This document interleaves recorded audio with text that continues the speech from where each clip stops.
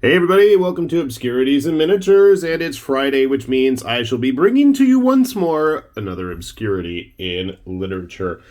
My son has been pawing through my bookshelves lately in his mad quest for knowledge of obscure TV shows, and sadly he passed over this book. He's not a big anime fan, and I'll admit I'm not the biggest anime fan these days either, but that's a whole different discussion. This book, once upon a time, was like my holy Bible.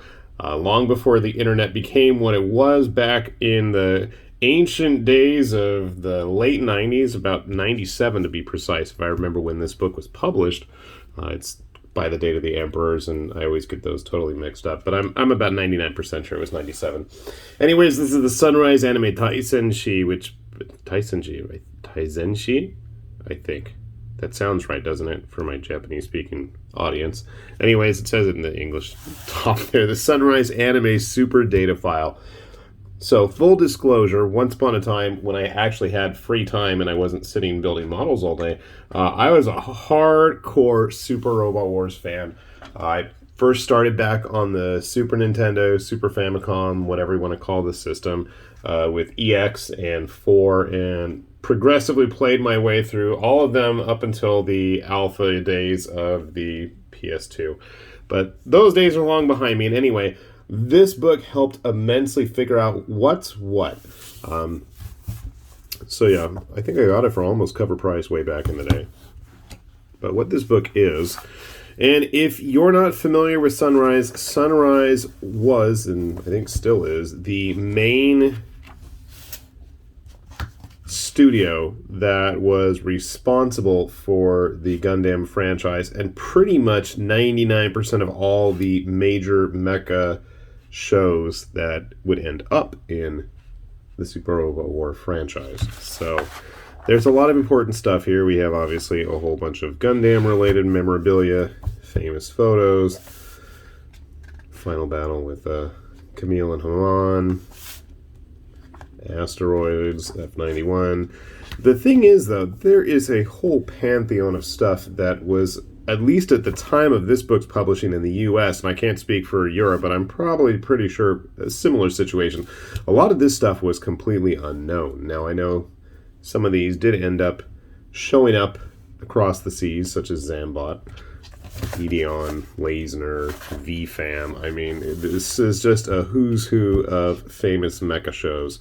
And with the DVD boom of the early 2000s and the absolute proliferation of bootleg cheap Hong Kong and Chinese DVDs, not a knock on either country, but that's basically, they were straight rips of a lot of the Japanese DVD sets that would cost, hundreds, if not thousands of dollars, could be had for pennies on the dollar back in the day. It was a way for a lot of us to see some of these for the first time. So I know I watched like Wataru and Gorg, and thankfully a lot of these are actually available, licensed with comprehensible subtitles. That was not the case so much back then, yeah. So if Gao Gaigar's in here, it probably is about 97. So the Brave series,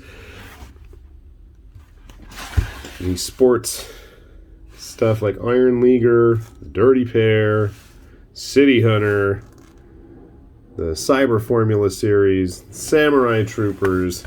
Yeah, there's some famous stuff, and you can see some of the older classic mecha shows here. I mean, basically, if you grew up in the 80s, you probably saw some of this stuff at one point or another. L Game. I can remember watching crappy fan subs of that in the mid-90s. A lot of movie promos and memorabilia. Lobby cards, pamphlets. Then we get into the actual TV shows. What's interesting is, so the book itself really starts it off in 77, but there was a lot of the staff that worked on these shows that were at, I want to say Toei, but I'm not 100% sure where they all got their start, but like writing obviously was a major one, but that was not an actual Sunrise show. Zambot, Daitarn, Gundam, Troider G7. Is this the one I think it is? Tansa 5 was like a kind of Thunderbirds type show, Super Marionette. My kid's been into one lately like that. It's like half anime, half suit action. Ideon Dioja I've never seen. Dugram Dunbine, one of my favorites. Zabungle, VFam, Votoms, which I think we actually have the entire series, or at least Percival does, on VHS still. I could never get over his... What's his name? Vanilla? That afro of his. L Game was pretty cool. In its proto 5-star storiesness. Never had a chance to see Galleon. Good old Dirty Pair. Again, growing up in the 80s, you probably saw Dirty Pair stuff. I know, I remember reading the Adam Warren comics as a kid. Lasner, more Gundam. Now, Dragner I really liked. And it's one of the very few shows I can remember where they saw any kind of minority in a major role. If, you know, they were still supporting the main hero right here, but that was cool to see. And he was actually quite useful in the show. He piloted the Dragner Mark III, I think, which was like their surveillance system. Dude. It was an interesting show. Wataru, if you ever played Keith Courage in the Alpha Zones, this should look familiar to you because that was the robot from the old TurboGrafx 16 game. That's another one we grew up with. Samurai Troopers, I think was on Channel 13 or Channel 9 or Channel 5. I don't remember, but I remember it was on TV before I had to take my brother to school. Interviews, more TV. Grand Sword I watched. That wasn't bad. Riger is interesting, so I want to say it is somewhat related to the Jushin Riger manga that Go Nagai drew, which is somewhat related to the wrestler who was a big deal at that time with his very elaborate face masks and stuff. So that was kind of an interesting look. I actually had... There's a model of this bad guy up here, and it would transform into a dragon.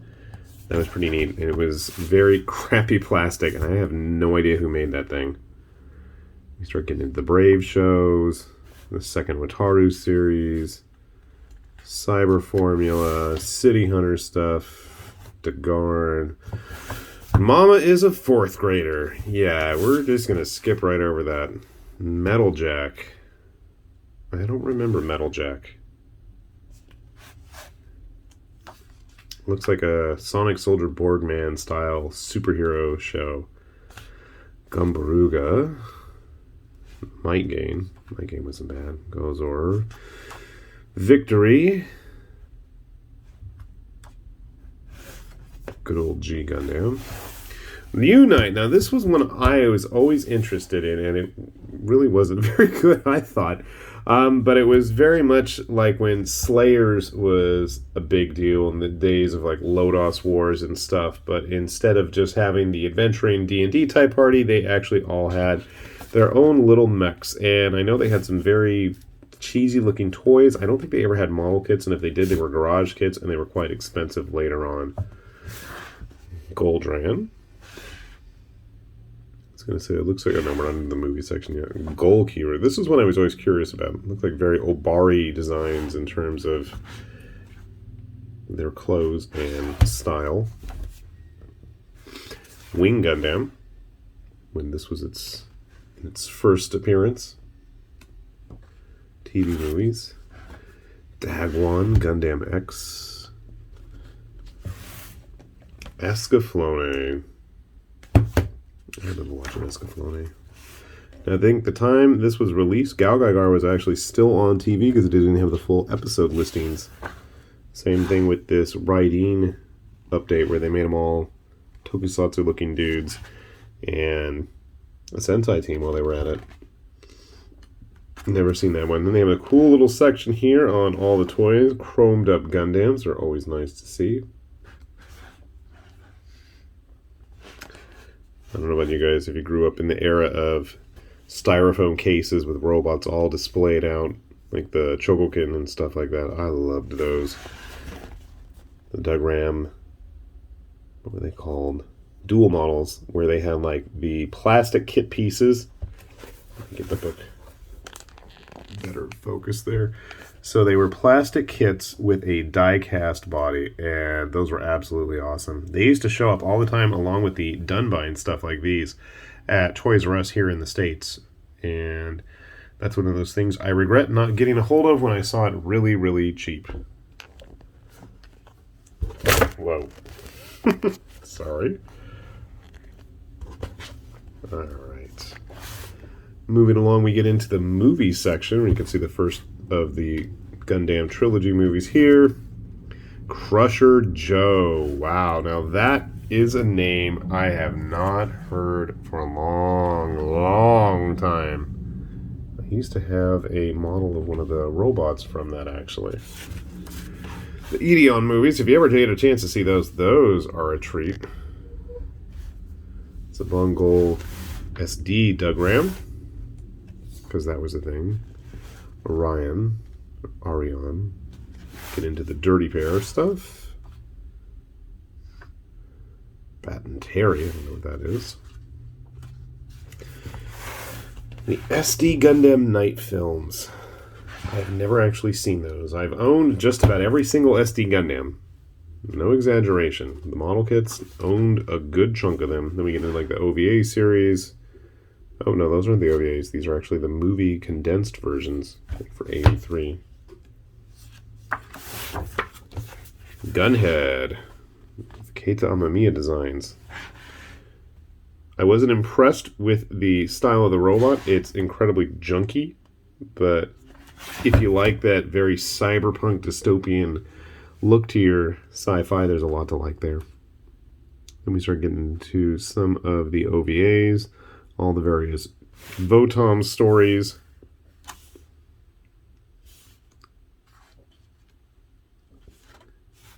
Oh. I'm not sure if anybody recognizes that title. That's Starship Troopers. Good old Rico from Buenos Aires. I say kill them all. Mellowling. Now this is an interesting one. I don't know if I know it was fan subbed at one point. He would take on all the AT Votom's mecha with his big ol' anti-tank gun, basically. Get into more of this stuff in the back here. The upgraded Granzor mechs. Granzort. Yeah, there's definitely some interesting stuff in here. Updated Votom stuff. I'm curious to see what kind of Votom stuff is coming out. Gundam the 8th Team. I don't even think it had finished yet. Maybe it had. We have Endless Waltz just starting, yeah, okay, 97. And then they actually have all of the listings of the dates of airing and the episode that aired at that time. It's pretty wild. So, an interesting trip down memory lane. And like I said, a lot of this was a great reference tool back in the day before we had the internet, before we could even type in a foreign language without having to buy extra software. I remember having to pay like $50 to get my wife a Japanese adaptable font because we had to type up some papers in Japanese to send to the embassy when we first got married, and that was like in 2000 or something. So 2003, now that I think about it. Anyway, I know it was a real challenge to actually get a hold of that material and learn about this stuff. So this book served us very valuably over the years, and it's nice to still have it and still be a little relevant. I mean, obviously, I don't know. I haven't kept up on anime these days. I'm not the best judge of that, so... Anyway, a fun trip down memory lane for myself, and hopefully something interesting you might recognize in there, too. With that said, this has been High Lord Tamberlane with Obscurities and Miniatures, saying thanks for watching, and we will see you back here soon. Bye-bye.